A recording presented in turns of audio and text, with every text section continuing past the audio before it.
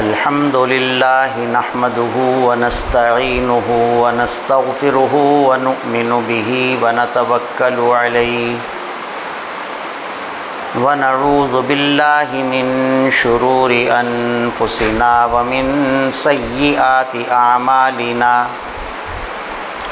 ونعوذ بالله من شرور أنفسنا ومن سيئات أعمالنا ونعوذ بالله من شرور أنفسنا ومن سيئات أعمالنا من يهده الله فلا مضل له ومن يضلله فلا هادي له ونشهد أن لا إله إلا الله وحده لا شريك له لا ند له ولا ولد له ولا والد له لا نظير له ولا مثل له ولا مثال له لا نصير له ولا وزير له ولا مشير له ونشهد أن سيدنا وسندنا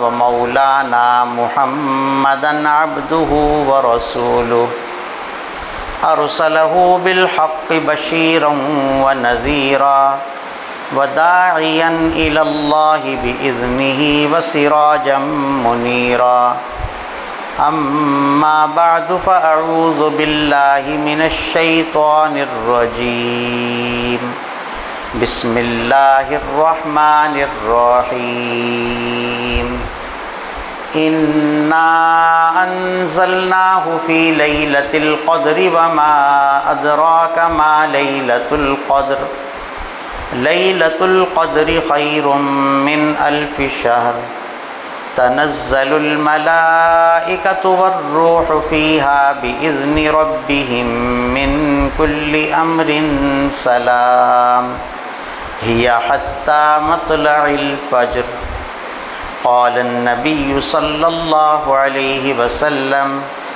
من قام ليلة القدر إيمانا واحتسابا غفر له ما تقدم من ذنبه أو كما قال عليه الصلاة والسلام صدق الله العلي العظيم وصدق رسوله النبي الكريم ونحن على ذلك من الشاهدين والشاكرين والحمد لله رب العالمین۔ بزرگان محترم و برادران عزیزم، اللہ تعالیٰ نے رمضان میں ہمیں بہت ساری نعمتیں عطا فرمائی، روزے کی نعمت عطا فرمائی، بہت عظیم الشان عبادت ہے، ارکان اسلام میں سے ایک رکن ہے۔ اس روزے کی وجہ سے تقوی کی عظیم دولت نصیب ہوتی ہے۔ اللہ تعالیٰ نے قرآن کریم میں ارشاد فرمایا، کتب علیکم الصیام، تم پر روزے فرض کیے گئے، کما کتب علی الذین من قبلکم، جیسے کہ تم سے پہلے لوگوں پر روزے فرض کیے گئے تھے، لعلکم تتقون، تم پر فرض اس لیے کیے ہیں تاکہ تم متقی بن سکو۔ تو روزے کی برکت سے تقوی کی دولت حاصل ہوتی ہے، اور متقی آدمی یہ اللہ تعالیٰ کا دوست ہے، اللہ کا محبوب ہے۔ روزے کی وجہ سے تقوی ملے گا، اور تقوی کی وجہ سے اللہ کا قرب نصیب ہوگا۔ تو یہ عظیم الشان دولت رمضان المبارک میں اللہ نے ہمیں عطا فرمائی۔ سال کے کسی بھی دن میں ہم پر روزہ فرض نہیں، نہ ذی الحج میں روزہ فرض ہے، نہ محرم میں روزہ فرض ہے۔ روزہ فرض فرمایا اللہ نے صرف رمضان المبارک میں۔ دوسرا، رمضان المبارک میں اللہ تعالیٰ نے ہمیں تراویح کی نعمت عطا فرمائی۔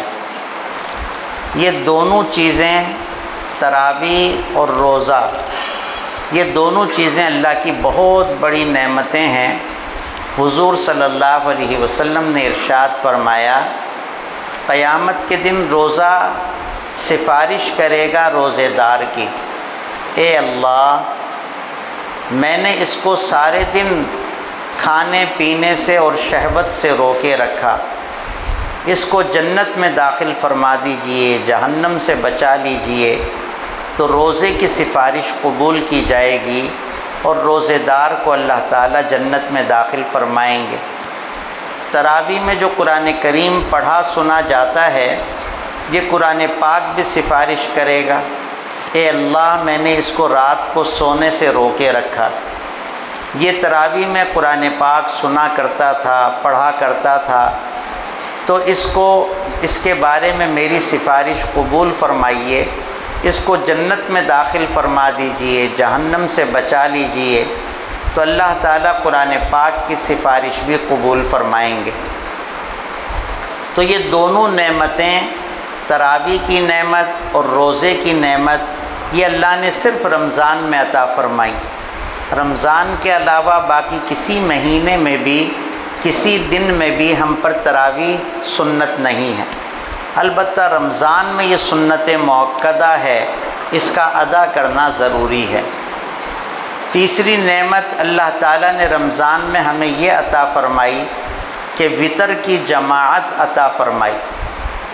باقی سارے سال وطر کی جماعت نہیں ہے، انفرادی طور پر وطر پڑھنے ہیں، لیکن رمضان المبارک میں اللہ تعالیٰ نے یہ وطر کی جماعت، یہ بھی ایک بڑی نعمت۔ انفرادی نماز اور جماعت کی نماز میں بہت فرق ہے، 27 گنا زیادہ اجر ہے جماعت کی نماز کا انفرادی نماز سے۔ تو یہ نعمت بھی اللہ تعالیٰ نے ہمیں رمضان المبارک میں عطا فرمائی۔ چوتھی نعمت، اللہ تعالیٰ نے رمضان المبارک میں اعتکاف کی نعمت عطا فرمائی۔ باقی کسی مہینے کے کسی بھی دن میں اعتکاف کرنا یہ سنت مؤکدہ یا واجب نہیں، ان دنوں میں البتہ یہ سنت مؤکدہ علی الکفایہ، کہ اگر ایک شخص بھی محلے میں سے اعتکاف کر لے تو سارے محلے والے گناہ سے بچ گئے، اور اگر ایک شخص نے بھی اعتکاف نہیں کیا تو اس محلے کے تمام بالغ مرد گناہ گار ہوں گے۔ اس سنت مؤکدہ کے چھوڑنے کے، اس واجب کے ترک کرنے کے گناہ گار ہوں گے، اس لیے اس کا ضرور اہتمام کرنا چاہیے کہ کوئی نہ کوئی ساتھی اعتکاف میں بیٹھے۔ پھر اس اعتکاف کا مقصد شب قدر کو پانا۔ حضور اکرم صلی اللہ علیہ وسلم نے رمضان المبارک کے پہلے عشرے کا اعتکاف کیا، اس میں شب قدر نہیں تھی، تو آپ نے پھر دوسرے عشرے کا اعتکاف کیا۔ جب دوسرا عشرہ پورا ہوا تو جو آپ کے ساتھ اعتکاف میں تھے، آپ نے ان سے فرمایا کہ میں نے اعتکاف کیا تھا شب قدر پانے کے لیے، تو مجھے بتایا گیا کہ شب قدر تیسرے عشرے میں ہے، چنانچہ اب تیسرے عشرے کا بھی اعتکاف کرو۔ تو اعتکاف کا مقصد اس حدیث سے معلوم ہوا شب قدر کو پانا۔ گھر میں کوئی شخص سو رہا ہے یا غفلت میں مبتلا، ذکر نہیں کر رہا، تلاوت نہیں کر رہا، خاموش بیٹھا ہے، اسے کوئی اجر نہیں مل رہا۔ معتکف اگر سو رہا ہے تو سوتے میں بھی وہ عبادت میں ہے، کیونکہ اعتکاف کی عبادت تو جاری ہے۔ اگر خاموش بیٹھا ہے، ذکر بھی نہیں کر رہا، تلاوت بھی نہیں کر رہا، تب بھی وہ عبادت میں ہے کہ اعتکاف کی عبادت تو جاری ہے۔ اس لیے معتکف ہر صورت میں، چاہے سو رہا ہو، جاگ رہا ہو، ذکر و شغل میں مشغول ہو یا خاموش بیٹھا ہو، ہر صورت میں وہ شب قدر کو پا لیتا ہے۔ تو اس لیے جو شب قدر کو پانا چاہے، اس کے لیے سب سے بہترین طریقہ تو یہ ہے کہ وہ اعتکاف کرے۔ حضور اکرم صلی اللہ علیہ وسلم جب مدینہ طیبہ میں ہوتے تھے، سفر میں نہ ہوں تو ضرور اعتکاف فرمایا کرتے تھے۔ اعتکاف آپ نے کبھی نہیں چھوڑا مدینہ طیبہ میں ہوتے ہوئے، کہ رمضان کا آخری عشرہ آپ کا مدینہ میں گزرے اور آپ اعتکاف چھوڑ دیں، ایسا پوری حیات طیبہ میں کبھی نہیں ہوا، ہمیشہ اعتکاف فرمایا۔ تو اس لیے اعتکاف کی اس عظیم سنت کو بھی زندہ کرنا چاہیے۔ پھر اس کا مقصد جیسے میں نے عرض کیا شب قدر کو پانا ہے۔ شب قدر کیا ہے؟ حضور اکرم صلی اللہ علیہ وسلم نے حضرات صحابہ کرام کے سامنے ذکر فرمایا کہ بنی اسرائیل کے ایک مجاہد نے 1000 مہینے تک جہاد کیا۔ صحابہ کرام کو بڑا رشک آیا، 1000 مہینے تک یعنی 83-84 سال، اتنے طویل عرصے تک اس نے جہاد کیا۔ تو حضرات صحابہ کرام کو اس پر رشک آتا رہا کہ ہماری زندگیاں تھوڑی سی 60 سال 70 سال، اور اس میں بھی 15 سال کا زمانہ بچپن کا نکل گیا، نابالغ ہونے کا، اور کم ہو گئی عمل والی زندگی، تو ہم ان تک کیسے پہنچ سکتے ہیں؟ اس کو کہتے ہیں عربی میں تنافس، ایک دوسرے سے آگے بڑھنا۔ یہ تنافس اللہ تعالیٰ کو بہت پسند ہے۔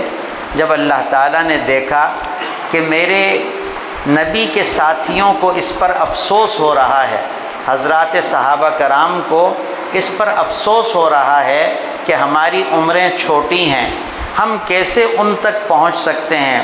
ان کی عمریں بڑی بڑی تھیں تو انہوں نے زیادہ عبادت کی، ہماری عمریں چھوٹی ہیں، ہم تھوڑی عبادت کر سکیں گے، ان تک نہیں پہنچ سکیں گے عبادت میں جو پہلی امتیں تھیں۔ تو اللہ تعالیٰ نے فضل فرمایا کہ پھر یہ شب قدر کی نعمت ہمیں عطا فرما دی۔ انا انزلناہ فی لیلۃ القدر، ہم نے قرآن کریم نازل کیا لیلۃ القدر میں۔ پھر شوق دلانے کے لیے اللہ تعالیٰ نے خود ہی سوال کیا وما ادراک ما لیلۃ القدر، آپ کو معلوم ہے کہ لیلۃ القدر کیا چیز ہے؟ اس سے شوق پیدا ہوا کہ بھئی معلوم نہیں ہے، معلوم کرنا چاہیے کہ شب قدر کیا چیز ہے۔ تو پھر اللہ تعالیٰ نے اس کی فضیلت، اس کی اہمیت، اس کی وقعت بیان فرمائی، لیلۃ القدر خیر من الف شہر، کہ لیلۃ القدر کی عبادت 1000 مہینوں کی عبادت سے بڑھ کر ہے۔ 1000 مہینوں کے برابر نہیں، 1000 مہینوں سے بڑھ کر ہے۔ اگر کوئی سخی کہتا ہے کہ بھئی تو صبح سے شام تک کام کر، تجھے 1000 سے بڑھ کر دوں گا، 1000 روپے سے زیادہ دوں گا، تو اس کی سخاوت پر نظر کرتے ہوئے آدمی سوچتا ہے کہ سخی آدمی ہے تو دگنا نہیں تو 1.5 تو دے گا، 2000 نہیں تو 1500 تو دے گا۔ کوئی بخیل ہوتا تو میں تصور کرتا کہ یہ 1000 کے 1100 دے دے گا، لیکن یہ تو سخی ہے، یہ 1000 کے دگنے کر دے گا، ورنہ اس کو 1.5 تو کر ہی دے گا۔ تو اللہ تو سب سے بڑے سخی ہیں۔ اللہ تعالیٰ نے فرمایا 1000 مہینوں کے برابر نہیں، خیرم، بہتر، 1000 سے بھی زیادہ، خیرم من الف شہر، 1000 مہینوں کی عبادت سے زیادہ اللہ اجر عطا فرمائیں گے۔ تو صحابہ کرام کو جو افسوس ہو رہا تھا کہ ہماری عمریں چھوٹی، تو اللہ تعالیٰ نے بتا دیا کہ 60 سال کی زندگی میں اگر ایک رات بھی تمہیں مل گئی تو وہ اس مجاہد کی عبادت کے برابر بلکہ اس سے زیادہ اجر پالو گے۔ یہ عظیم نعمت اللہ تعالیٰ نے عطا فرمائی۔ اس رات میں بہت ساری فضیلتیں ہیں، جیسے کہ پہلی آیت میں اللہ تعالیٰ نے ذکر فرمایا انا انزلناہ فی لیلۃ القدر، کہ ہم نے قرآن پاک نازل کیا لیلۃ القدر میں۔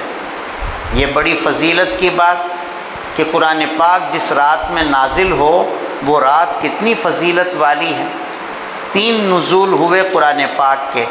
ایک نزول ہوا ذات باری تعالیٰ سے لوح محفوظ پر، اللہ تعالیٰ نے اپنے اس کلام کو لوح محفوظ پر لکھوایا، اس کو نزول کہا جاتا ہے۔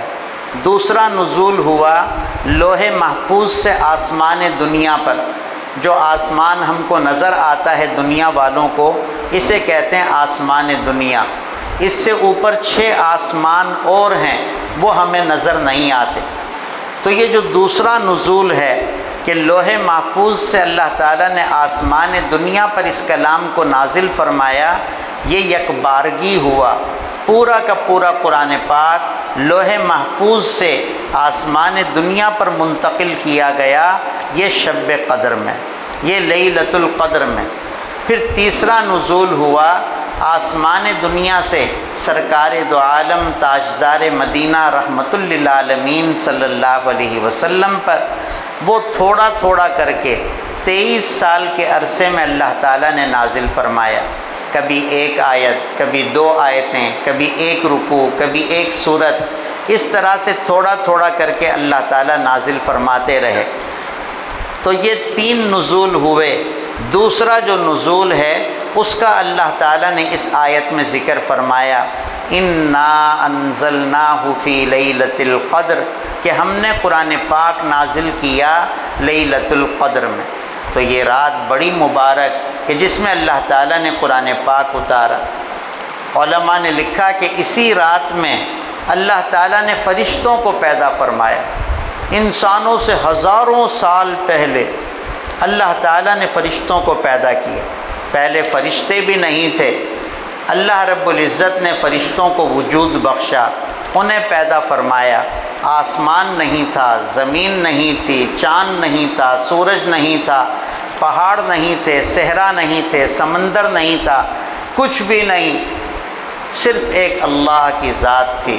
پھر اللہ تعالیٰ نے یہ سب کچھ بنایا، جیسے کہ ایک حدیث شریف میں آتا ہے کہ آسمان اور زمین کو بنانے سے 5000 سال پہلے اللہ تعالیٰ نے فرشتوں کے مجمع میں سورہ طٰہٰ اور سورہ یاسین پڑھی، تو فرشتوں نے سن کر کہا کہ بڑی مبارک ہیں وہ زبانیں جو اس کلام کی تلاوت کریں گی، بڑے بابرکت ہیں وہ سینے جو اس کلام کو اٹھائیں گے، اور بڑی مقدس ہے وہ قوم جن پر کہ یہ کلام نازل ہوگا۔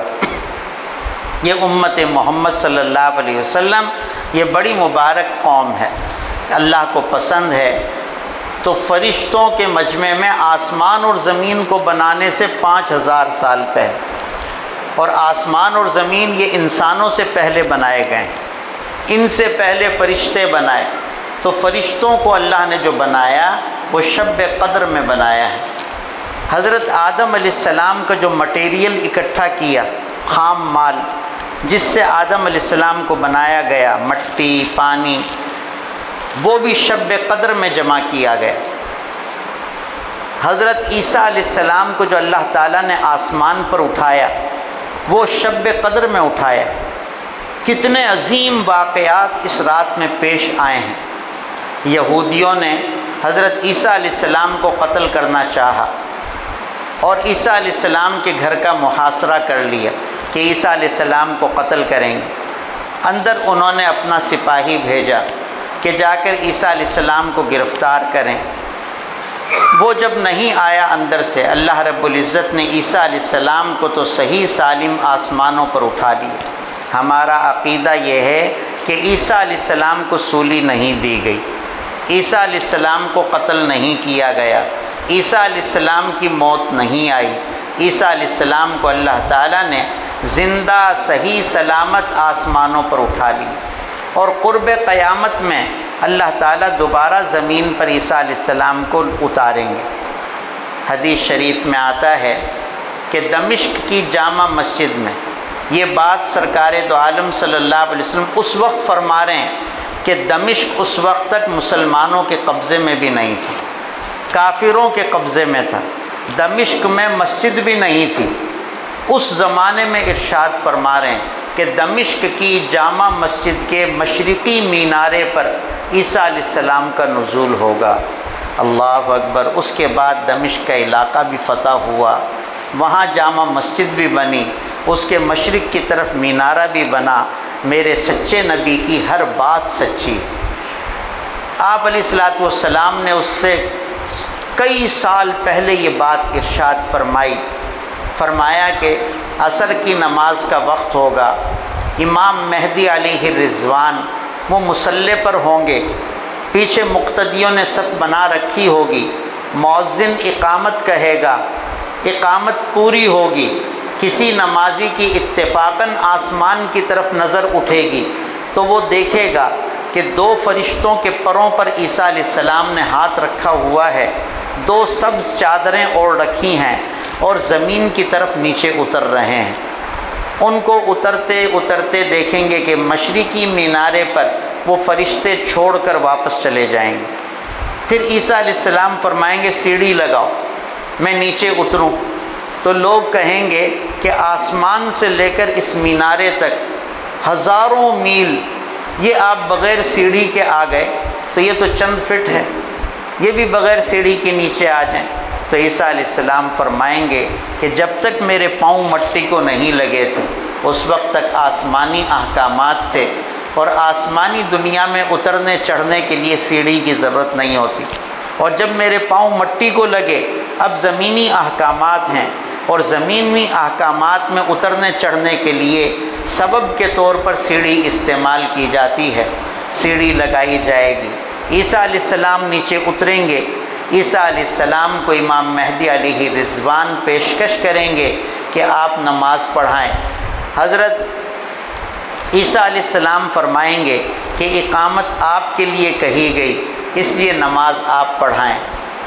محمد صلی اللہ علیہ وسلم کا ایک امتی وہ نماز پڑھائے گا، اور بنی اسرائیل کا نبی پیچھے کھڑے ہو کر نماز پڑھے گا۔ اس امت کی اتنی فضیلت ہے۔ نبیوں نے دعا کی، اے اللہ ہمیں محمد صلی اللہ علیہ وسلم کی امت میں پیدا فرما دے۔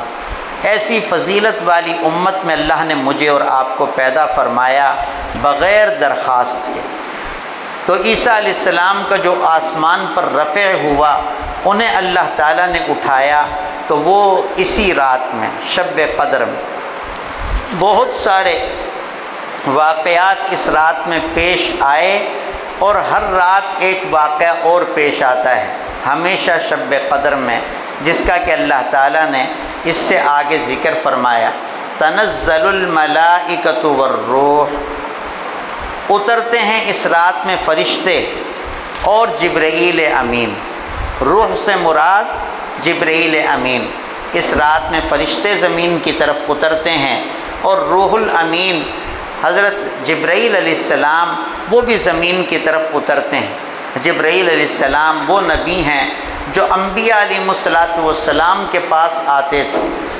اب حضور صلی اللہ علیہ وسلم کے بعد دنیا میں کوئی نبی نہیں آئے گا، تو حضرت جبرائیل علیہ السلام کا آنا بھی بند ہو گئے۔ پہلے نبیوں کے پاس آتے رہے، کسی نبی کے پاس 10 مرتبہ، کسی کے پاس 20 مرتبہ، زیادہ سے زیادہ 40 مرتبہ کسی نبی کے پاس آئے ہیں۔ حضور صلی اللہ علیہ وسلم سے پہلے کسی بھی نبی کے پاس 40 مرتبہ سے زیادہ نہیں آئے، اور حضور صلی اللہ علیہ وسلم کے پاس 36,000 مرتبہ تشریف لائے۔ ایک دن میں کئی مرتبہ تشریف لاتے تھے، صبح بھی آ رہے ہیں، دوپہر میں بھی آ رہے ہیں، شام میں بھی آ رہے ہیں، رات میں بھی آ رہے ہیں، کئی مرتبہ تشریف لاتے تھے۔ جب حضور صلی اللہ علیہ وسلم کو اللہ تعالیٰ نے اس دنیا سے اٹھا لیا، آپ نے رحلت فرمائی، آپ کا انتقال ہوا، تو اس کے بعد جبرائیل علیہ السلام کے آنے کا سلسلہ بند ہو گئے۔ اب صرف اللہ تعالیٰ شب قدر میں جبرائیل علیہ السلام کو زمین پر اتارتے ہیں۔ وہ مبارک فرشتہ جو نبیوں کے زمانے میں آیا کرتا تھا، وہ اس مبارک رات میں اب زمین پر آتا ہے، اور فرشتوں کو حکم دیتا ہے کہ جس کو بھی تم عبادت میں پاؤ، ذکر و شغل میں مشغول ہو، نماز میں ہو، تلاوت میں ہو، دعا میں ہو، ان سے مصافحہ کرو۔ تو فرشتے ساری زمین پر پھیل جاتے ہیں، 6 بر اعظموں میں، ہر بستی میں، ہر گاؤں میں، گوٹھ میں، ہر شہر میں، ہر مسجد میں، ہر گھر میں، کہ جہاں بھی کوئی عبادت میں مصروف ہوتا ہے جا کر اس سے مصافحہ کرتے ہیں۔ علماء نے لکھا کہ اس کی علامت یہ ہے کہ اگر دل نرم ہو گیا اور آنکھوں سے آنسو بہہ پڑے، رقت طاری ہو گئی، تو سمجھو کہ اس وقت فرشتے نے مصافحہ کیا ہے۔ یہ اس کی ایک علامت ہوتی ہے کہ اس رات میں فرشتے اترتے ہیں، جبرائیل علیہ السلام اترتے ہیں، تنزل الملائکۃ والروح، کہ فرشتے اور حضرت جبرائیل علیہ السلام یہ زمین پر اترتے ہیں۔ پھر اس رات میں بِإِذْنِ رَبِّهِمْ مِنْ كُلِّ امر، ان کے رب کے حکم سے ہر خیر کا فیصلہ لے کر آتے ہیں۔ اس رات میں جو فرشتے آتے ہیں زمین پر اپنے رب کے حکم سے خیر کا فیصلہ لے کر آتے ہیں، اور فرشتے اس ساری رات میں سلام ہی سلام کرتے رہتے ہیں، سلامتی کی دعائیں دیتے رہتے ہیں۔ سلام ہی حتی مطلع الفجر، سلام ہی سلام ہے یہاں تک کہ صبح صادق ہو جائے۔ یعنی یہ رات ایک لمحے کے لیے نہیں، ایک گھڑی کے لیے نہیں، سورج غروب ہونے سے لے کر اگلے دن صبح صادق تک پوری رات صبح صادق کے طلوع ہونے تک یہ شب قدر ہے۔ یہ بڑی مبارک رات ہے۔ حضور اکرم صلی اللہ علیہ وسلم نے ارشاد فرمایا من قام لیلۃ القدر ایمانا واحتسابا، جو شخص لیلۃ القدر میں قیام کرے یعنی عبادت کرے ایمان کے ساتھ اور اخلاص کے ساتھ، دو شرطیں لگائیں۔ اگر کوئی بے ایمان جس کے پاس ایمان کی دولت نہیں ہے وہ اس رات میں کھڑا دعائیں مانگتا رہے، اس رات میں عبادت کرے تو اس کی عبادت قابل قبول نہیں۔ عبادت قابل قبول ہے ایمان کی وجہ سے۔ آپ علیہ الصلوۃ والسلام نے پہلی شرط ذکر فرمائی ایماناً، دوسری شرط ذکر فرمائی احتساباً، اخلاص کے ساتھ۔ کوئی ریاکاری کے لیے کھڑا ہو، ایمان تو ہے لیکن اللہ کی رضا کے لیے نہیں، وہ اس لیے کھڑا ہوا کہ لوگ تعریف کریں کہ یہ بڑا شب دار ہے، راتوں کو جاگنے والا ہے، عبادت گزار ہے، تو دنیا کے لیے وہ کھڑا ہوا تو اس کو بھی یہ اجر نہیں ملے گا۔ کس کو ملے گا؟ ایمان کے ساتھ اس رات میں عبادت کرے، اخلاص کے ساتھ عبادت کرے، یہ دو شرطیں پائی جائیں تو اللہ کیا انعام عطا فرمائیں گے؟ غفر لہ ما تقدم من ذنبہ، کہ اس سے پہلے کے سارے گناہ اللہ معاف فرما دیں گے۔ 60 سال کی عمر ہو گئی، اس نے شب قدر میں عبادت کی، پچھلے 60 سال کے گناہ اللہ نے معاف فرما دیے۔ 70 سال عمر ہو گئی، اس نے شب قدر میں عبادت کی، پچھلے 70 سال کے گناہ اللہ نے معاف فرما دیے۔ ایک تو گناہوں کی معافی اور دوسرا 1000 مہینوں کی عبادت سے بڑھ کر اجر، یہ دونوں نعمتیں کہ اجر بھی اللہ نے عطا فرمایا، گناہ بھی معاف فرما دیے۔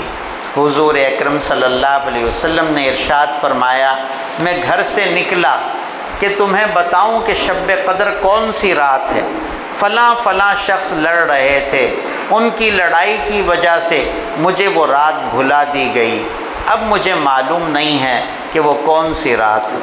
تو اس سے یہ پتہ چلا کہ مسلمانوں کا آپس میں لڑنا یہ بڑی نحوست کی چیز ہے، اس سے خیر و برکت چھن جاتی ہے، خیر و برکت پاس نہیں رہتی، حتیٰ کہ بسا اوقات دین تک چھن جاتا ہے، دین تک چھن جاتا ہے۔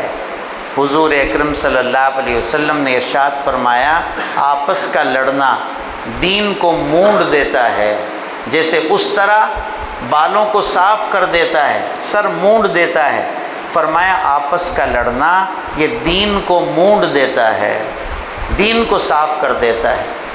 شب قدر کے بارے میں بھی آپ نے فرمایا اور شب برات کے بارے میں بھی آپ نے فرمایا کہ ان راتوں میں اللہ تعالیٰ مغفرت فرماتے ہیں، لیکن 4 قسم کے لوگوں کی مغفرت نہیں ہوتی۔ ایک شرابی کی مغفرت نہیں ہوتی، دوسرا ماں باپ کے نافرمان کی مغفرت نہیں ہوتی، تیسرا کینہ رکھنے والا، آپس میں لڑتے ہیں، دلوں میں کینہ رکھا ہوا ہے، ان کی مغفرت نہیں ہوتی، اور چوتھا جنہوں نے قطع تعلقی کر رکھی ہے، سلام کلام نہیں کرتے، ملتے جلتے نہیں ہیں، عید بقرعید پر بھی نہیں ملتے، تو ایسے لوگوں کا بھی ان راتوں میں مغفرت کا اعلان نہیں ہوتا۔ تو یہ کتنی محرومی کی بات ہے، اس لیے لڑائی جھگڑے کو چھوڑ دینا چاہیے۔ اتنا ضرور کیا جائے کہ جو شخص ناراض ہے، بات نہیں کرتا، اس کے قریب سے کبھی گزرنا ہو تو سلام کر لیں۔ علامہ شامی رحمۃ اللہ علیہ نے لکھا کہ جس شخص سے تم خائف ہو، خوف کرتے ہو کہ اس سے خیر کی امید ہی نہیں ہے، اس سے ہمیشہ تکلیف ہی پہنچے گی، شر پہنچے گا، نقصان پہنچے گا، تو فرمایا کہ اس سے بھی قطع تعلقی نہ کرو۔ ہاں، اس سے لینا دینا نہ کرو، اس کے ساتھ بیٹھ کے کچہری نہ کرو، کبھی گزر ہو جائے، راستے میں آمنا سامنا ہو جائے تو سلام کر لو، تاکہ قطع تعلقی کے زمرے میں نہ آؤ۔ پتہ ہے کہ نقصان پہنچائے گا، تکلیف دے گا، اس لیے اس سے لیتی دیتی نہ ہو۔ پتہ ہے کہ اس کے ساتھ بیٹھوں گا یہ تنقید کرے گا، میرا دل دکھائے گا، تو اس کے ساتھ نہ بیٹھوں، لیکن گزر رہے ہیں تو گزرتے ہوئے سلام کر لو۔ اگر وہ جواب نہیں دیتا تو دل شکستہ نہ ہو، اس پر دل کو چھوٹا نہ کریں۔ فرمایا کہ اگر وہ جواب نہیں دے گا تو فرشتے جواب دیں گے۔ کتنی بڑی بات ہے! تو اس لیے قطع تعلقی کے گناہ سے بچنا چاہیے۔ اب یہ جو شب قدر ہے، یہ کون سی رات ہے؟ حضور اکرم صلی اللہ علیہ وسلم نے ارشاد فرمایا، آخری عشرے کی طاق راتوں میں اسے تلاش کرو۔ 21ویں، 23ویں، 25ویں، 27ویں اور 29ویں، 4 راتیں تو گزر گئیں، ایک رات باقی ہے۔ چنانچہ اس میں ضرور کوشش کی جائے کہ اس رات میں اللہ کی عبادت میں مشغول ہوں، دعاؤں میں، تلاوت میں، ذکر و اذکار میں بدل بدل کر عبادتیں کرتے رہیں، تاکہ عبادت میں دل لگا رہے۔ کبھی نوافل پڑھ لیے، کبھی تلاوت کر لی، کچھ دیر دعا کر لی، کچھ دیر تسبیح کی، پھر صلاۃ التسبیح پڑھ لی۔ ہم تراویح وغیرہ سے فارغ ہوتے ہیں تو 11 بج ہی جاتے ہیں، اور 4 بجے سحری کے لیے پھر دسترخوان لگ جاتا ہے، تو یہ بیچ کا تھوڑا سا وقت 4-5 گھنٹے اس میں عبادت کر لیں تو انشاءاللہ العزیز رات مل جائے گی۔ اس طرح سے ان 5 راتوں میں جاگنے کا اہتمام کرنا چاہیے۔ حضرت شیخ الحدیث مولانا زکریا صاحب رحمۃ اللہ علیہ نے تو لکھا کہ اگر 60 سال 70 سال کی زندگی میں کسی کو 10 راتیں مل گئیں تو کتنی بڑی خیر مل گئی کہ 900 سال 800 850 سال کی عبادتیں اسے مل گئیں، کتنی بڑی خیریں اسے حاصل ہو گئیں۔ ہر سال آدمی کوشش کرتا رہے۔ سال میں یہ 5 راتیں ہیں، علماء نے لکھا کہ یہ آپ صلی اللہ علیہ وسلم کو بھلا دیا جانا، اس میں بھی اللہ نے خیر رکھی۔ ایک خیر تو یہی ہے کہ بھول جانے کی وجہ سے 5 راتوں میں عبادت کا موقع مل گیا۔ اگر متعین ہو جاتی کہ 23ویں رات ہی شب قدر ہے تو ایک ہی رات میں عبادت کرتے، اب اس کی تلاش میں 5 راتوں میں عبادت کر رہے ہیں۔ اور دوسرا یہ کہ جب معلوم نہیں ہے، انسان سے کوئی غلطی کوتاہی ہو جاتی ہے تو انشاءاللہ معلوم نہ ہونے کی وجہ سے وہ شب قدر والا گناہ نہیں ہوگا۔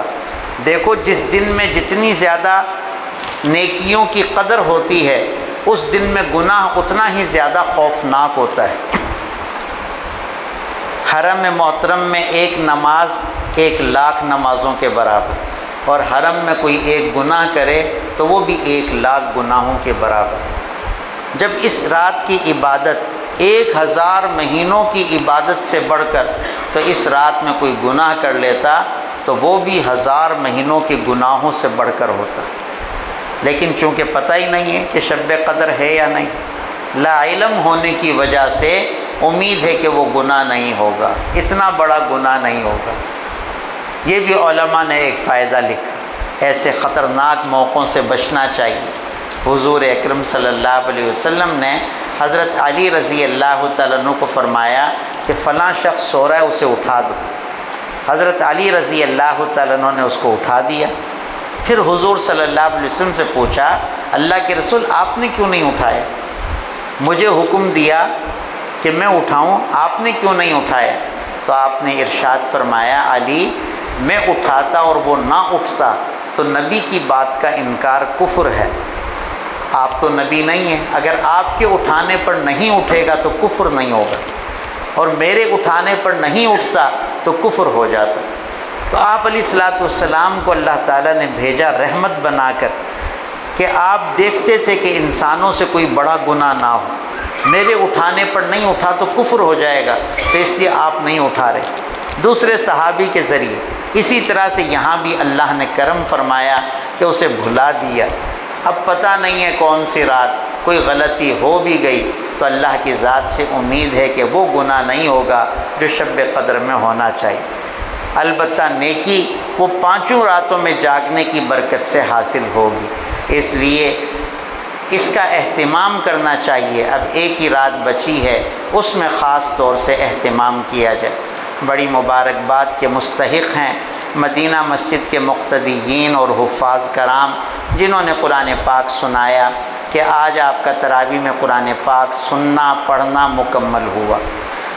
یہ بڑی فضیلت کی بات ہے، علماء نے اسے سنت مؤکدہ لکھا ہے۔ تراویح میں پورا قرآن پاک سننا اور پڑھنا یہ سنت مؤکدہ۔ اب ایک رات یا 2 راتیں باقی رہ گئیں۔ اگر 29 کا چاند ہو گیا تو 1 رات، 30 کا چاند ہوا تو 2 راتیں، تو 2 راتیں اور تراویح پڑھنی ہیں یا 1 رات اور تراویح پڑھنی ہے کہ پھر یہ تراویح والی سنت بھی پوری ہو جائے گی اور قرآن پاک سننے والی سنت بھی پوری ہو گئی۔ الحمدللہ اس پر اللہ کا شکر ادا کیا جائے۔ جس نعمت پر شکر ادا کیا جاتا ہے اللہ اس نعمت کو بڑھاتے ہیں۔ ان شکرتم لازیدنکم، اگر تم نیکی پر شکر ادا کرو گے اللہ تعالیٰ دوبارہ نیکی کی توفیق عطا فرمائیں گے، اس سے زیادہ کی نیکی کی توفیق عطا فرمائیں گے۔ چنانچہ اس پر شکر ادا کریں، اللہ تعالیٰ سمجھ اور عمل کی توفیق عطا فرمائیں۔ وآخر دعوانا ان الحمد للہ رب العالمین۔ دعا فرما لیجیے۔ الحمد للہ رب العالمین الرحمن الرحیم مالک یوم الدین، اللہم صلی علی محمد النبی الامی وعلی آلہ وسلم تسلیما۔ اللہم احسن عاقبتنا فی الامور کلیہا واجرنا من خزی الدنیا وعذاب الآخرہ۔ نستغفر اللہ الذی لا الہ الا هو الحی القیوم ونتوب الیہ۔ اللہم الطف بنا فی تیسیر کل عسیر فإن تیسیر کل عسیر علیک یسیر۔ نسألک اليسر والمعافاة فی الدنیا والآخرہ۔ اللہم ارنا الحق حقا وارزقنا اتباعہ وارنا الباطل باطلا وارزقنا اجتنابہ۔ اللہم انت السلام ومنک السلام تبارکت یا ذا الجلال والاکرام۔ اللہم انصرنا علی من عادانا، اللہم انصرنا علی من بغى علینا، حسبی اللہ لمن بغى علینا، حسبی اللہ لمن حسدنا، حسبی اللہ لمن کادنا بسوء۔ اللہم واقیۃ کواقیۃ الولید، اللہم لا تسلط علینا من لا یرحمنا، اللہم انا نعوذ بک من فتنة النساء، اللہم انا نعوذ بک من موت الہم ونعوذ بک من موت الغم۔ اے اللہ ہم سب کے سارے گناہوں کو معاف فرما دیجئے، پوری امت مسلمہ کے تمام گناہوں کو معاف فرما دیجئے، سارے مسلمانوں کے سارے گناہوں کو معاف فرما دیجئے، پوری قوم مسلم کی مغفرت فرما دیجئے، خصوصاً ہم تمام حاضرین کی، ہمارے گھر والوں کی مغفرت فرما دیجئے۔ جو گناہ ہم نے کیے ان کی نحوست برے نتائج سے دونوں جہانوں میں حفاظت فرمائیے، دونوں جہانوں میں معاف فرما دیجئے۔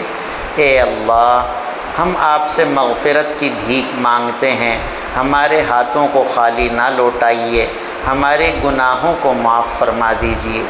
رمضان المبارک کا بابرکت مہینہ ہے، اس مہینے میں بھی اگر مغفرت نہ ہوئی تو اللہ پھر کب مغفرت ہوگی؟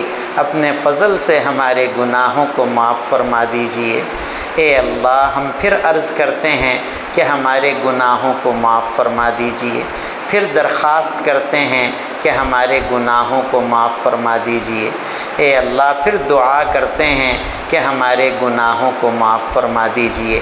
یا اللہ 70 مرتبہ نہیں 700 مرتبہ عرض کرتے ہیں آپ اپنے فضل سے ہمارے گناہوں کو معاف فرما دیجئے۔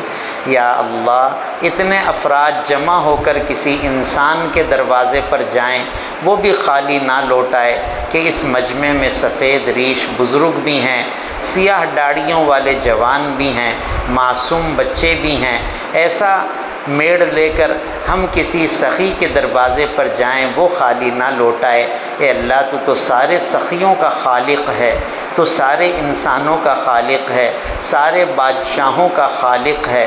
اے اللہ تیرے در پر بیٹھے ہیں، تیرے گھر میں بیٹھے ہیں، تیرے سامنے ہاتھ پھیلا رکھے ہیں۔ اے اللہ ہمارے ہاتھوں کو خالی نہ لوٹا، ہماری جھولیوں کو خالی نہ لوٹا۔ یا اللہ ہماری مغفرت فرما دے، ہمارے تمام صغیرہ کبیرہ گناہوں کو معاف فرما دے۔ رات کے اندھیرے میں کیے ہوئے گناہ یا دن کے اجالے میں کیے ہوئے گناہ اے اللہ سب کو معاف فرما دے۔ جان بوجھ کر کیے ہوئے گناہوں کو بھی، بھول کر کیے ہوئے گناہوں کو بھی سب کو معاف فرما دے۔ بالذت گناہوں کو بھی، بے لذت گناہوں کو بھی یا اللہ سب کو معاف فرما دے۔ یا اللہ معاف فرما دے، یا اللہ معاف فرما دیجئے۔ یا ارحم الراحمین بقیہ زندگی میں تمام صغیرہ کبیرہ گناہوں سے حفاظت فرمائیے، نفس و شیطان کے مکر و فریب سے حفاظت فرمائیے، ضلالت و گمراہی سے حفاظت فرمائیے، شقاوت و بدبختی سے حفاظت فرمائیے، سوء قضا سوء خاتمہ سے حفاظت فرمائیے، عرضی سماوی آفات سے حفاظت فرمائیے، تمام چھوٹی بڑی جسمانی روحانی بیماریوں سے حفاظت فرمائیے، دنیا اور آخرت میں ذلت و رسوائی سے حفاظت فرمائیے۔ یا اللہ معذوری محتاجی سے حفاظت فرمائیے، خسران و نقصان سے حفاظت فرمائیے، عذاب قبر جہنم کے عذاب سے حفاظت فرمائیے۔ یا ارحم الراحمین آپ اپنی ناراضگی قہر اور عذاب سے حفاظت فرمائیے، آپ اپنی رضا اور خوشنودی عطا فرمائیے، علم نافع عطا فرمائیے، تقوی و طہارت عطا فرمائیے، رشد و ہدایت عطا فرمائیے، عفت و پاک دامنی عطا فرمائیے، شجاعت و بہادری عطا فرمائیے، حسن خلق عطا فرمائیے، نیک بختی سعادت مندی عطا فرمائیے، اپنے محبوب اور صالح بندوں میں ہمیں شامل فرما لیجئے، عقل و دانش عطا فرمائیے، فہم و فراست عطا فرمائیے، دنیا اور آخرت میں عزت و عافیت کا معاملہ فرمائیے، قیامت کے دن حضور اکرم صلی اللہ علیہ وسلم کے دست مبارک سے جام کوثر نصیب فرمائیے، آپ کی شفاعت نصیب فرمائیے، عرش کا سایہ نصیب فرمائیے، نامہ اعمال دائیں ہاتھ میں عنایت فرمائیے، پل صراط سے پلک جھپک میں گزار دیجئے، بغیر حساب کتاب کے جنت الفردوس میں داخلہ نصیب فرمائیے۔ یا اللہ جن لوگوں نے دعا کے لیے کہا یا لکھا یا کہنا چاہتے تھے کسی وجہ سے کہہ نہ سکے، ان سب کی جائز حاجتوں اور تمناؤں کو پورا فرما دیجئے، ہم سب حاضرین کی جائز حاجتوں اور تمناؤں کو بھی پورا فرما دیجئے۔ ہم میں جو بیمار ہیں یا ہمارے گھروں میں جو بیمار ہیں انہیں شفائے کامل عاجل مستمر عطا فرمائیے، جو پریشان حال ہیں ان کی پریشانیوں کو دور فرما دیجئے، جو مقروض ہیں آسانی سے قرضوں کی ادائیگی کروا دیجئے، جو روزگار میں تنگ ہیں انہیں بابرکت حلال وسیع روزی عطا فرمائیے، جو بے اولاد ہیں انہیں نیک صالح اولاد عطا فرمائیے، جن کی اولاد نافرمان ہے ان بچوں کو ہدایت عطا فرمائیے، ماں باپ کا مطیع اور فرما بردار بنا دیجئے، جو اپنے بیٹوں یا بیٹیوں کے رشتے کے سلسلے میں فکر مند ہیں انہیں اچھے رشتے مہیا فرما دیجئے۔ یا ارحم الراحمین امت مسلمہ میں جتنی بچیاں بیٹھی ہیں سب کے اچھے جوڑ ملا کر نکاح کروا کر انہیں آباد فرما دیجئے۔ یا اللہ مجاہدین فلسطین کو یہودیوں پر، اسرائیل پر غلبہ عطا فرمائیے، فتح مبین عطا فرمائیے۔ یا اللہ اسرائیلیوں کو، صہیونیوں کو آپس میں لڑا کر ان کے اسلحے کو انہی کے خلاف استعمال کروا دیجئے، ان کے غرور کو خاک میں ملا دیجئے، ان کی طاقت کو ختم فرما دیجئے، ان کی صفوں میں انتشار پیدا فرما دیجئے، ان کے قدموں میں لرزہ طاری فرما دیجئے۔ اے اللہ یہودیت کو دنیا سے ختم فرما دیجئے، انہیں نیست و نابود فرما دیجئے۔ یا ارحم الراحمین حماس کے مجاہدین کو استقامت عطا فرمائیے۔ فلسطینی مسلمان جو زخمی ہیں، بیمار ہیں، انہیں شفاء کامل عاجل مستمر عطا فرمائیے۔ مسجد اقصیٰ کو کامل آزادی عطا فرمائیے، مکمل مسلمانوں کے قبضے میں دے دیجئے۔ یا ارحم الراحمین ساری دنیا میں اسلام کو غلبہ عطا فرمائیے، ساری دنیا میں ہدایت کو عام فرما دیجئے، ذریعے کے طور پر ہمیں استعمال فرما لیجئے۔ یا اللہ یہاں مدینہ مسجد میں آج قرآن کریم تراویح میں پورا ہوا، پڑھنے سننے کو اپنی بارگاہ میں قبول فرما لیجئے، جو پڑھنے سننے میں کمی کوتاہی ہوئی اسے معاف فرما دیجئے۔ یا اللہ ان دعاؤں کو محض اپنے فضل و کرم سے قبول و منظور فرمائیے۔ صلی اللہ تعالی علی خیر خلقہ محمد و آلہ و اصحابہ اجمعین برحمتک یا السلام علیکم۔ اللہ والے جن کو دیکھ کے اللہ یاد آ جائے، یہ اللہ والوں کی نشانی ہے۔ میرے شیخ حضرت مولانا راشد محبوب صاحب دامت برکاتہم اور مبلغ اسلام حضرت مولانا خورشید صاحب دامت برکاتہم آج اپنے آبائی گاؤں آئے ہوئے، ان کے ساتھ ایک شام الحمدللہ بزرگوں کے ساتھ افطار کھانا اور حضرت مولانا خورشید صاحب کا ایمان افروز بیان۔ الحمد للہ نحمدہ ونصلی علی رسولہ الکریم، اما بعد فاعوذ باللہ من الشیطان الرجیم، بسم اللہ الرحمن الرحیم۔ من عمل صالحا من ذکر او انثى وهو مؤمن فلنحيينه حیاة طیبہ ولنجزینہم اجرہم باحسن ما كانوا يعملون۔ وقال تعالی والعصر ان الانسان لفی خسر الا الذین آمنوا وعملوا الصالحات وتواصوا بالحق وتواصوا بالصبر، صدق اللہ العظیم۔ وقال رسول اللہ صلی اللہ علیہ وسلم ان اللہ لا ينظر الى صورکم ولا الى اموالکم ولكن ينظر الى قلوبکم واعمالکم، او کما قال النبی صلی اللہ علیہ وسلم۔ اللہ تعالیٰ نے اس انسان کو اس کائنات میں پوری کائنات کا مخدوم بنا کر یہاں بھیجا ہے۔ ساری کائنات کو اللہ نے انسان کی خدمت میں لگایا ہے۔ اللہ هو الذی سخر لکم ما فی السماوات و ما فی الارض جميعا، اللہ وہ ذات ہے جو کچھ آسمانوں میں، جو کچھ زمین اور ان کے بیچ میں سب کچھ تمہارے لیے مسخر کیا ہے اللہ تعالیٰ نے۔ اور انسان کو اللہ تعالیٰ نے سورج کو حکم دیا چلو روشنی اور حرارت پہنچاؤ، چاند کو چلنے کا حکم دیا اور چاندنی پھیلاؤ، ستاروں کو جگمگانے کا حکم دیا آسمان کی زینت بنو، آسمانوں کو چھت بنا کے ان کے اوپر کھڑا کر دیا، اور زمین کو انسان کے لیے مسکن بنایا کہ یہاں رہائش اور اس سے پیداوار۔ لیکن انسان کو اللہ نے اپنی چاہتوں کو پورا کرنے کا حکم دیا، یہ کسی کی خدمت کے لیے نہیں۔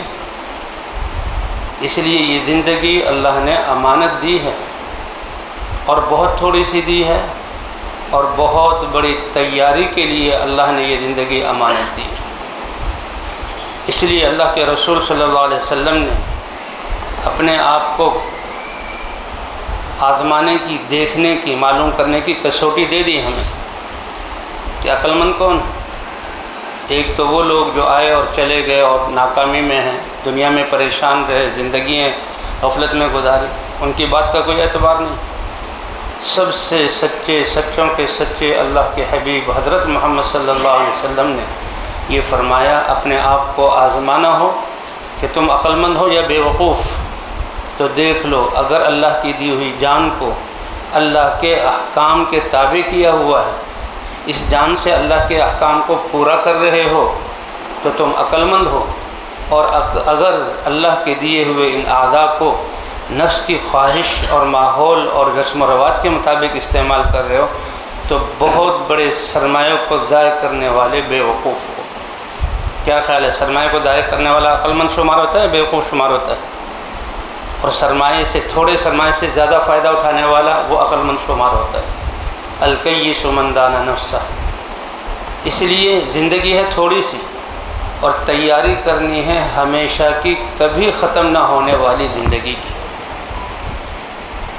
اس بھوک سے بچنے کے لیے نہیں کہ 14 گھنٹے کا روزہ اور پیاس اور بھوک، چند گلاس سے پیاس دور ہو جائے اور چند روٹیوں سے بھوک دور ہو جائے، اس کا نہیں، اس کا انتظام تو اللہ نے کیا ہوا ہے۔ ایسی بھوک نافرمانوں کو لگے گی، ایسی پیاس کے سمندر پی جائیں پیاس نہ بجھے، اور سارے انسانوں کی بھوک کو جمع کر لیا جائے، ایک نافرمان کی بھوک کی تکلیف اس سے زیادہ ہوگی، اس کا انتظام کرنے کے لیے اللہ نے ہمیں بھیجا۔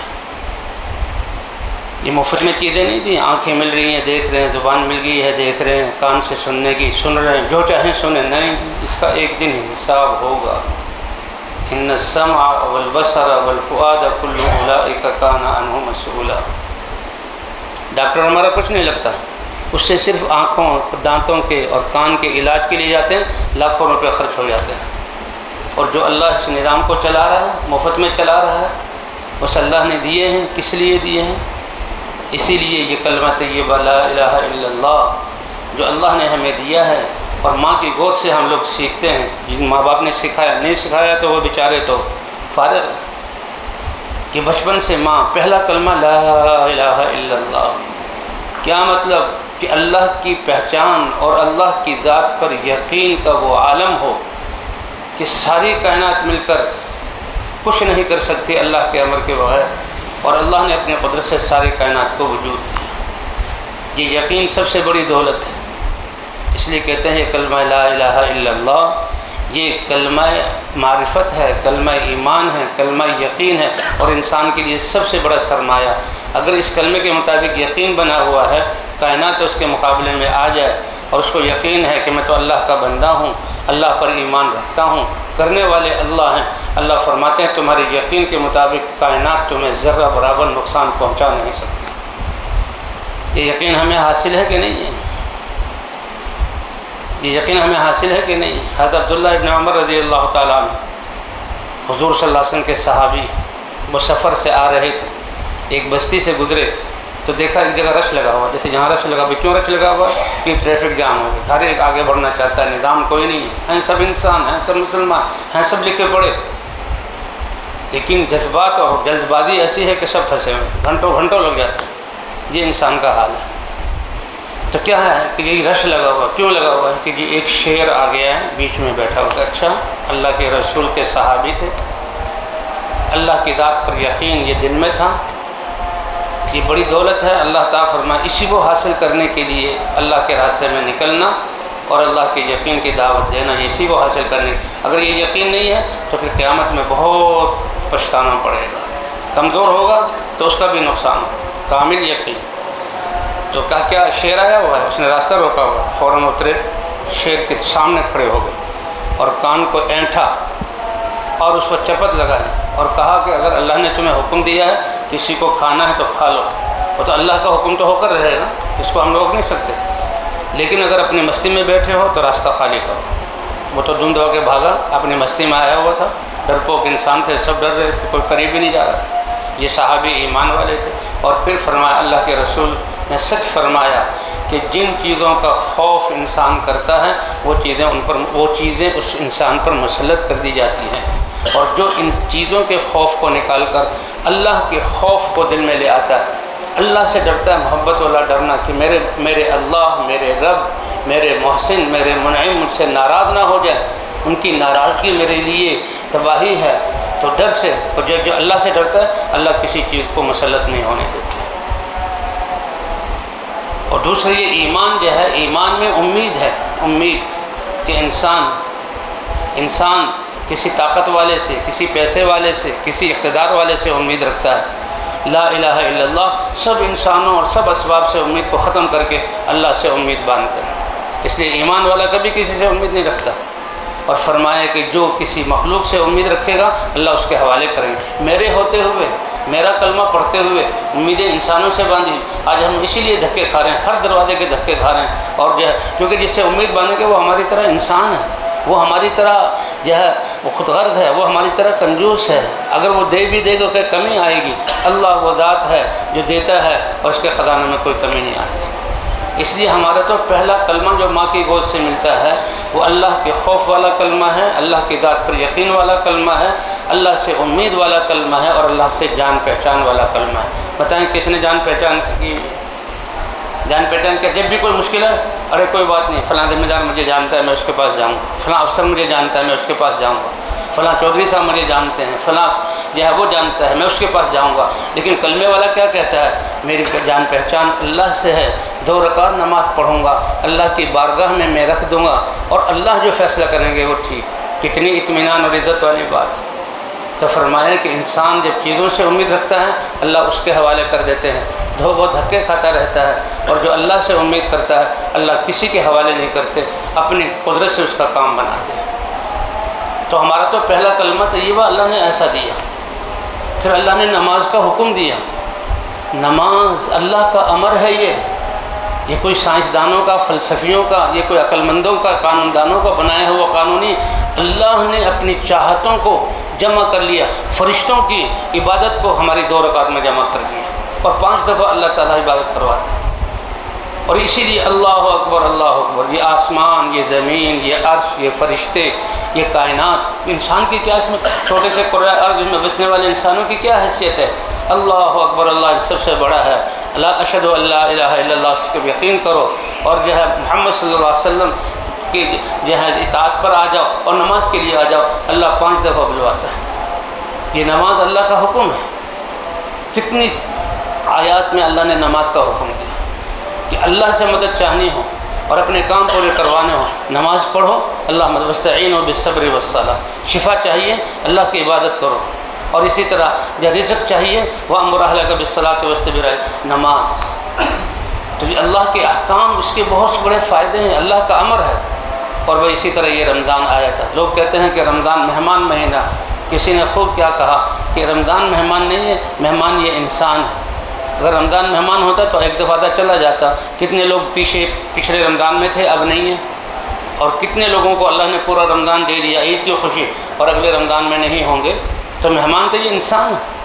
یہ رمضان تو ہر دفعہ آتا ہے، لیکن کتنا قیمتی یہ جو نماز 10 منٹ 15 منٹ کا فرض ہے، اور سب پر فرض ہے، اور روزہ پورے ایک مہینے 12 گھنٹے 13 گھنٹے 14 گھنٹے اللہ کے امر پر ہر وقت بھئی میرا روزہ ہے، میں نے نہیں کھانا، میں نے نہیں پینا، بھوک لگ رہی ہے، پیاس لگ رہی ہے، اور بھئی کوئی لڑائی کرے، بھئی میرا روزہ ہے میں لڑائی نہیں کروں گا، حرام چیزیں سامنے نہیں، بھئی میرا روزہ ہے، اپنے روزے کی حفاظت کرتا ہے۔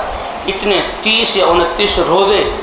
اب اس سے کیا مقصود ہے؟ اللہ نے ہمیں بھوکا رکھنے کے لیے نہیں، کہ تم میں تقوی والا جوہر اور تقوی والی وہ صفت پیدا ہو جائے کہ جب ایک مجموعے کی زندگی تقوی والی ہو جائے تو زمین اور آسمان کی برکتوں کے دروازے اللہ ان کے لیے کھول دیتے ہیں۔ یہ اللہ کے اوامر ہیں، یہ اللہ کے اوامر ہیں۔ یہ ہم میں کہتے ہیں انقلاب، انسان اپنے آپ کو بدل رہے، انسان بدل نہیں رہا۔ تو سب سے پہلے بدلنے والی چیز والعصر ان الانسان لفی خسر الا الذین آمنوا، یہ ایمان ہے، اللہ کی ذات پر یقین سب سے پہلے تبدیلی اس سے آتی ہے۔ پھر اس میں جلا نماز سے آتا ہے، پھر اس میں اور ترقی اور تقویٰ یہ اللہ کے رمضان کا مہینہ اور روزوں سے آتا ہے۔ تو یہ نہیں کہ روزے چلے گئے بس، بلکہ یہ دیکھیں جو مقصود تھا وہ حاصل ہوا کہ نہیں۔ لعلکم تتقون، تمہارے 11 مہینے والی زندگی، البقیہ آئندہ والے پچھلے سارے گناہ اللہ نے معاف کر دیے، اور 11 مہینے والی زندگی تمہارے تقوی والی ہو جائے۔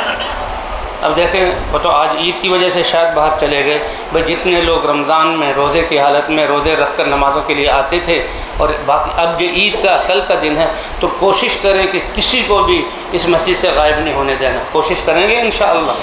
اور جیسے رمضان میں روزے رکھے اپنے گھروں میں، جیسے کہ یہ ابھی حدیث پاک میں آیا، اپنے گھروں کو تصویروں سے، حرام کاموں سے، اللہ کی نافرمانی سے پاک کریں۔ تقوی کا مطلب یہ ہے تاکہ آپ لوگوں کی زندگی پاکیزہ ہو، اور اللہ کے وَمَن يَتَّقِ اللَّهَ يَجْعَل لَّهُ مَخْرَجًا وَيَرْزُقْهُ مِنْ حَيْثُ لَا يَحْتَسِبُ، جو اللہ کا تقوی اختیار کرے گا ساری دنیا والے سارے اسباب چھیننے مقابلے میں آ جائیں اور اس کو نقصان پہنچانا چاہیں، اللہ فرماتے ہیں ہم اس تقوی والے کے لیے ہم راستہ نکالیں گے اور رزق اور برکت کا بندوبست کریں گے جہاں سے اس کا وہم و گمان نہ ہو۔ تو بھائیو، یہ رمضان نماز پڑھتے ہیں ہماری زندگی پاکیزہ۔ بھئی یہ دکاندار کون ہے؟ یہ نمازی ہے۔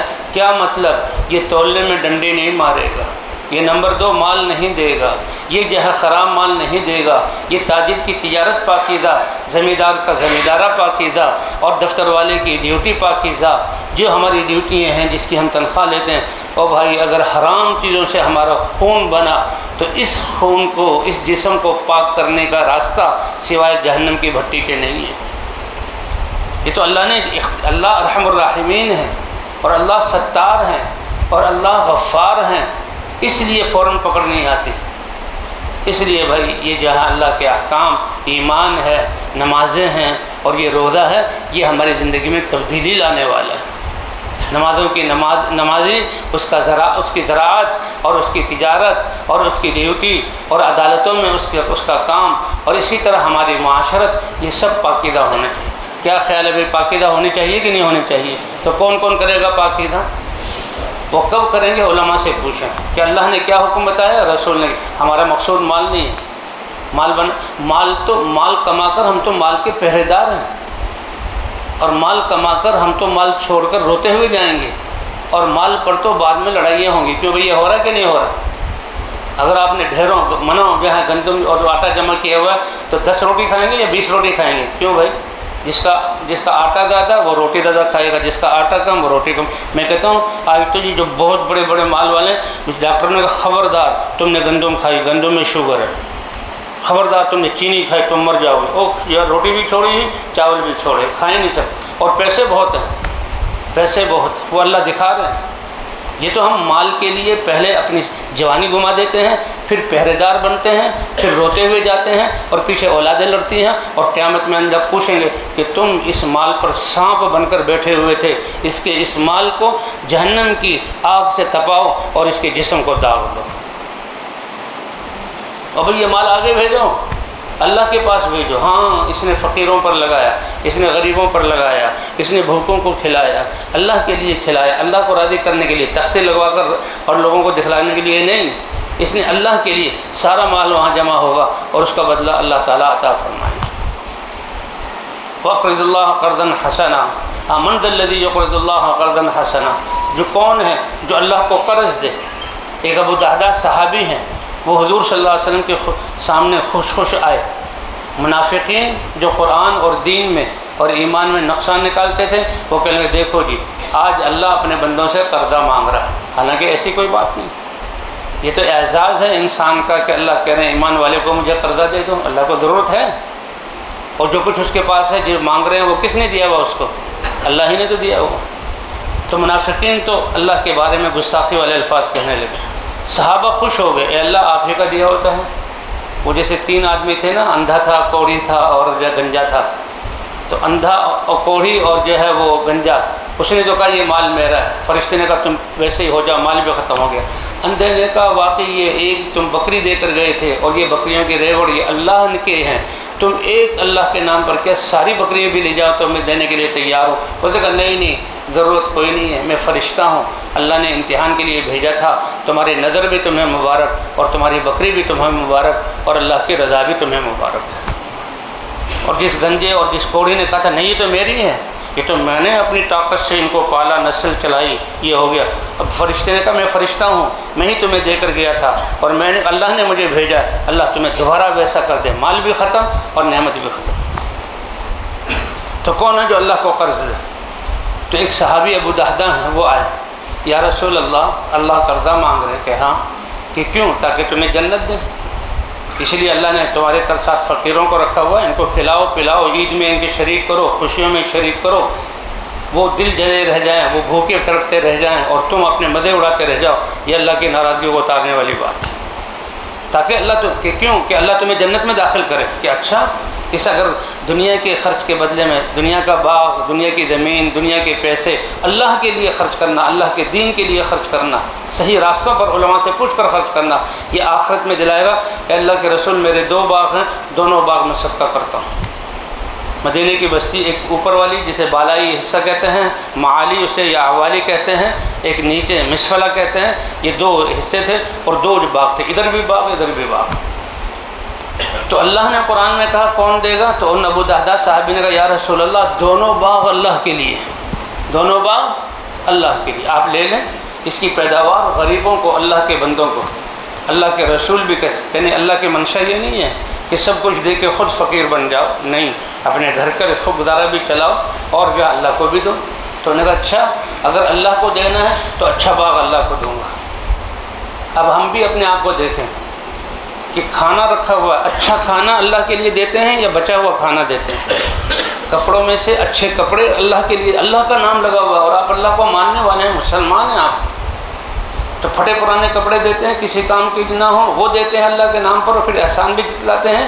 یہ جو ہے سب سے اچھا لن تنالوا البر حتی تحبوا، یہ حتی تحبوا، یہ جو جب تک تم جو ہے کامل نیکی کو پان حاصل نہیں کر سکتے جب تک کہ تم جو محبوب چیز مما تحبون اس سے تم خرچ نہ کرو۔ تو ان صحابی نے کہا کہ یا رسول اللہ 600 درخت والا باغ، اس میں چشمہ، نالیے اور پھل پکے ہوئے اور دیوار بنی ہوئی، وہ اللہ کے لیے صدقہ کرتا ہوں۔ جب حضور نے کہا نا 2 میں سے 1، تو انہوں نے کہا وہ صدقہ کرتا ہوں۔ حضور نے بھی کہا ٹھیک ہے۔ اچھا اس وقت جیسے ہوتا ہے باغات میں جب آم گر رہے ہوتے ہیں تو جناب باغات میں آ جاتے ہیں کام کرنے والے، بعد گھر والے بھی سب ان کو اکٹھا کرتے ہیں۔ تو عربوں میں ہاں کھجور سب سے قیمتی دنیا کے پھل ہے، غذائیت بھی ہے، مٹھاس بھی ہے، کھجور سب سے، اسی لیے جو حضور کی غذا تھی وہ سب سے، اور جو حضور کے شہر کا پھل ہے وہ سب سے اچھا پھل ہے۔ وہ کون سا ہے؟ کھجور۔ 600 باغات تھے اور اس سے کھجوریں لدی ہوئی تھیں اور گر رہی تھیں، ٹپک رہی تھیں، اور ان کے گھر والے اندر تھے اور انہوں نے وہ باغ اللہ کے لیے وقف کر دیا۔ اللہ کے رسول نے قبول کر لیا تو خوش ہیں، بڑے خوش ہیں، اشعار میں ان اپنے اس اللہ کے لیے دینا اور حضور کے قبول کرنے کو اشعار میں کہتے ہوئے آ رہے ہیں۔ اب کیونکہ یہ باغ اللہ کے لیے دے دیا اس لیے اب باغ کے اندر داخل نہیں ہوئے، دیوار سے اشعار میں بیوی سے کہا اس باغ کا سودا ہو گیا، کسی سے یعنی کسی بڑے تاجر سے، کسی بڑے بیوپاری سے بہت نفع ملا، نہیں، اللہ کے رسول کے ہاتھ اللہ سے سودا ہو گیا جنت کے باغ۔ تو بیوی اس سے زیادہ خوش، ایسا ایمان بنا ہوا تھا، اور اس نے کہا تمہیں مبارک ہو، تم نے اتنا بڑا سودا کیا، اور بچوں کو لیا اور باہر آ گئی کہ یہ باغ تو اللہ کا ہو گیا، اور بچوں کے آستینوں اور جو جیبوں میں کھجوریں تھیں وہ سب نکال کر چٹائی پر ڈال دی، یہ اللہ کا ہو گیا، ابھی ہم نے اس میں سے نہیں لینا۔ اور حضور صلی اللہ علیہ وسلم سے آ کر عرض کیا اے اللہ کے رسول باغ پھلوں سمیت دے دیا۔ اللہ کے رسول نے گواہی دی کہ کتنے میں بڑے بڑے باغات اور بڑے بڑے محلات ابو دہدہ کے لیے جنت میں دیکھ رہا ہوں، وہ اس کو مل گئے۔ تو بھئی عرض یہ ہے کہ اللہ ہمیں اپنے دین کی قدر دے دے، اللہ ہمیں اپنے دین کی قدر دے دے۔ تو یہ اللہ نے روزہ رکھنے کی توفیق دی، بہت بڑی بات ہے، تراویح کی توفیق دی، بہت بڑی بات ہے، اور بھئی یہ آخری عشرہ پھر لیلۃ القدر کی رات، اس میں جو اللہ نے عطا فرمائی، یہ اعتکاف اس لیے حضور صلی اللہ علیہ وسلم کرتے تھے، اور آخری عشرے کا اعتکاف کیا، مسجد میں رہے، یہ بہت بڑی کمائیوں کی باتیں، تو بھی اس پر اللہ کا شکر ادا کریں۔ لیکن یہ اللہ کا ہر امر ہمارے اندر جلا، اللہ کا قرب اور انقلاب لانے والا، جب تبدیلی آ جائے، ہم اپنے یقینوں کو، جذبات کو اپنے، تو بھئی زندگی بدلیں گے نہیں بدلیں گے انشاءاللہ۔ جیسے رمضان میں اللہ کا حکم مانا ہے، ہم اپنے پورے جو ہے اپنے معاشرے میں اور بیاہ شادی اور ساری چیزوں میں اللہ کے احکام زندہ کریں گے نہیں کریں گے۔ اور اگر ہم نے چھٹی کی، جیسے اسکول سے چھٹی ہوتی ہے پھر مڑ کر نہیں دیکھنا، اللہ فرماتا ہے یہ روزے بھی لے جاؤ ساتھ، یہ لے جاؤ اپنی بھوک کو ساتھ، یہ لے جاؤ اپنی پیاس کو ساتھ، میری زمین پر ہوتے ہوئے اور میری آنکھوں کے سامنے ہوتے ہوئے روزے رکھ کر پھر بازاروں میں جو ہے دو نمبری کرو گے، پھر جو ہے دفتروں میں میری مخلوق کو تنگ کرو گے، پھر جو ہے تم جو ہسپتالوں میں میرے گناہوں کو نافرمانی کرو گے، پھر اپنی شادی بیاہ میں وہی دشمنوں کے طریقے پر چلے جاؤ، تمہارے روزے کی کوئی ضرورت نہیں۔ اللہ کا ہر امر ہمارے ایک ایک روحے کو نورانی اور ایک ایک جو ہے جسم کو پاکیزہ بنانے والا ہے۔ لا الہ الا اللہ کا ایمان، یہ کتنا بڑا یقین اور سرمایہ تھا۔ یہ نمازیں ہماری زندگی کو کتنی پاکیزہ بنا دیتی ہیں، یہ روزے، مہینے کے روزے، یہ کیسے زندگی کو پاکیزہ بنا دیں گے۔ تو انشاءاللہ بھائی اس کا کوشش کریں گے۔ اور سب سے بڑی بات، آج اللہ نے ہمیں وہ محنت دی ہے کہ جس محنت کے ذریعے سے یہ پورا دین دنیا میں زندہ ہوتا ہے۔ اللہ کے سامنے اللہ زندگی کے ایک ایک پل کا، وہاں یعنی نوٹوں کا حساب نہیں ہوگا، وہاں چیزوں کا نہیں، وہاں ایک ایک پل کا حساب ہوگا کہ ایک ایک سانس کہاں گزارا اور کس چیز میں لگے۔ کہتے ہیں کہ اعلیٰ کو چھوڑ کر ادنا میں لگنا یہ بھی نقصان ہے۔ ایک آدمی کے پاس کروڑ روپے ہیں اور وہ پوری مارکیٹ خرید کے کم کر سکتا ہے، لیکن ٹھیلے پہ چل رہا ہے، تو کیا بھائی اس کو عقل مند کہیں گے، بیوقوف کہیں گے؟ تو اسی طرح ہماری زندگی میں سب سے بڑا عمل حضور والا، اس کو ہم کر سکتے ہیں، اس کی نیت والا بن کر ہم زندہ اعمال کو جو ہے قیمتی بنا سکتے ہیں، اور ہم چھوٹے اعمال پر راضی ہو جائیں، تو اس کے لیے اس کا بھی انسان کو افسوس ہوگا۔ تو اللہ نے یہ محنت دی ہوئی ہے، الحمدللہ جماعتیں آتی رہتی ہیں، اور یہ مسجد اس کا بننا اور اس کا آباد ہونا تو ہے ہی تبلیغ کی مرہون منت ہے۔ تو بھائی اس کے لیے ساتھی رمضان شریف گزر گیا کہ بھائی رمضان کے بعد جائیں گے، اب اللہ کے راستے میں اپنی زندگی کو قیمتی بنانے کے لیے بتائیں بھائی کون کون اللہ کے راستے میں جائے گا، اس کے لیے دکھائیں بھائی نام۔ 20 مئی سے جماعت بن رہی ہے، اس کے لیے 20 مئی سے ہمارے چاچا بھائی۔ ماشاء اللہ ماشاء اللہ، فرمائیں جی فرمائیں۔ سب سے قیمتی عمل حضور صلی اللہ علیہ وسلم والا عمل، جو عمل اللہ نے جو محنت حضور کو دی وہ دلیل ہے کہ انسان کی زندگی کا سب سے بڑا عمل وہ ہے۔ اگر اس سے بڑا عمل کوئی اور ہوتا تو حضور کو وہ دیتے۔ اس میں دعوت بھی ہے، تعلیم بھی ہے، ذکر و عبادت بھی ہے، خدمت بھی ہے، سارے اعمال اس میں ہیں۔ ماشاء اللہ ماشاء اللہ، بتائیں بھائی بتائیں، دکھائیں بھائی ماشاء اللہ۔ کھڑے ہو کے لکھائیں بھائی، سب جس کے 4 مہینے لکھا بھائی جس کا ارادہ فوراً کھڑے ہیں، ارادہ کریں اللہ ماشاء اللہ لکھیں جی نوجوانوں کہ اللہ قبول فرمائے۔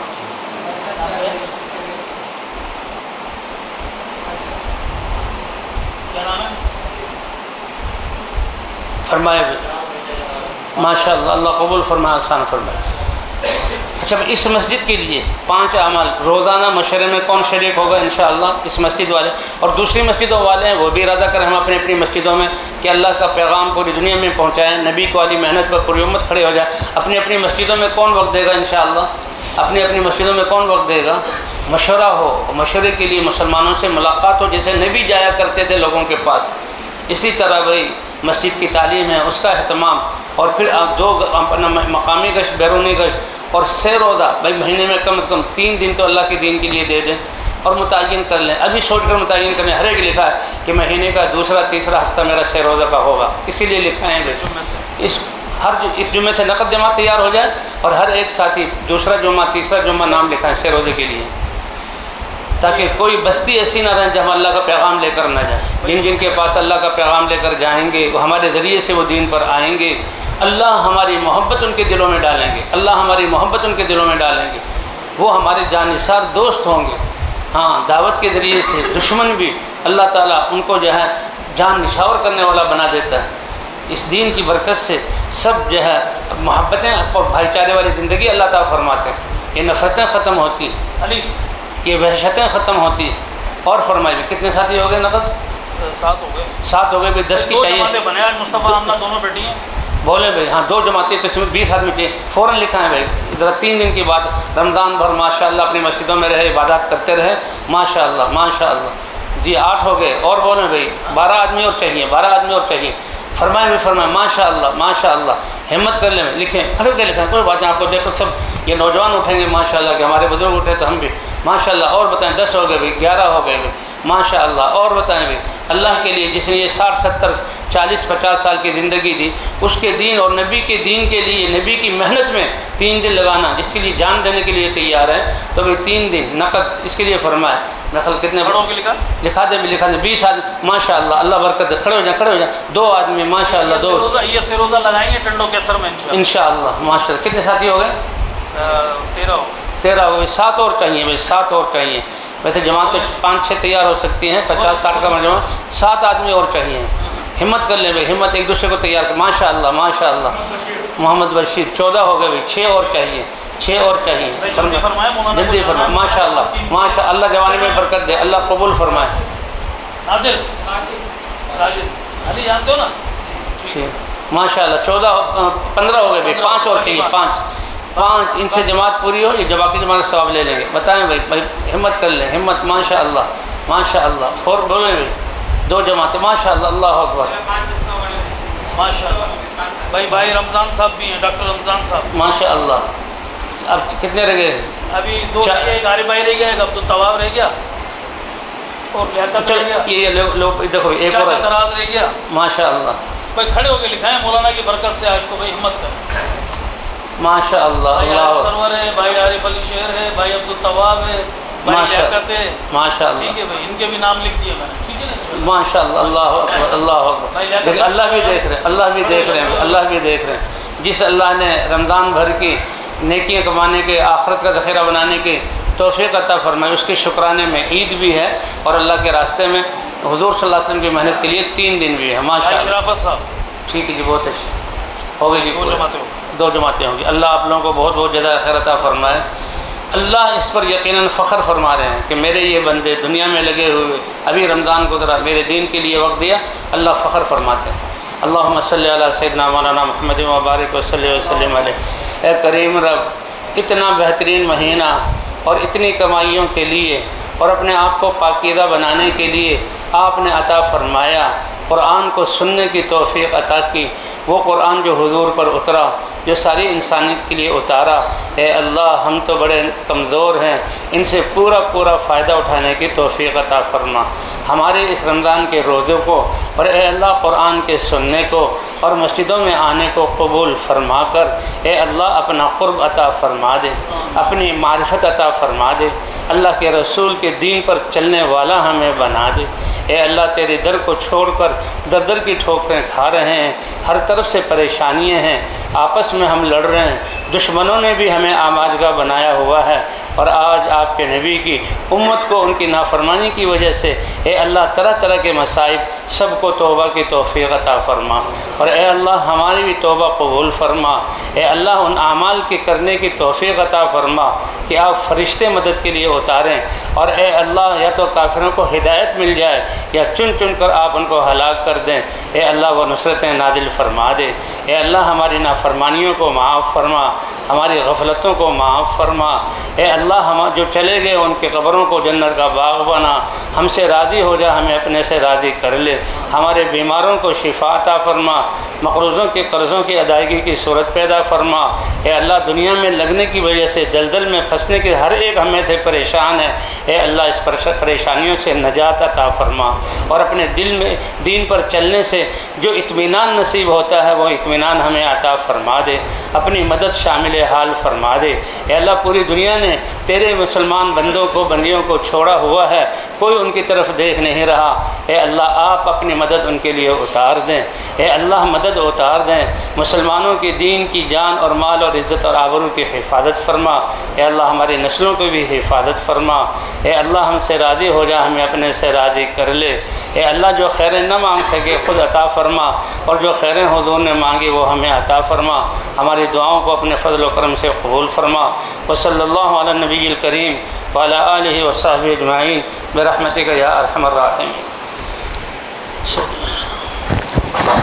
السلام علیکم ورحمۃ اللہ.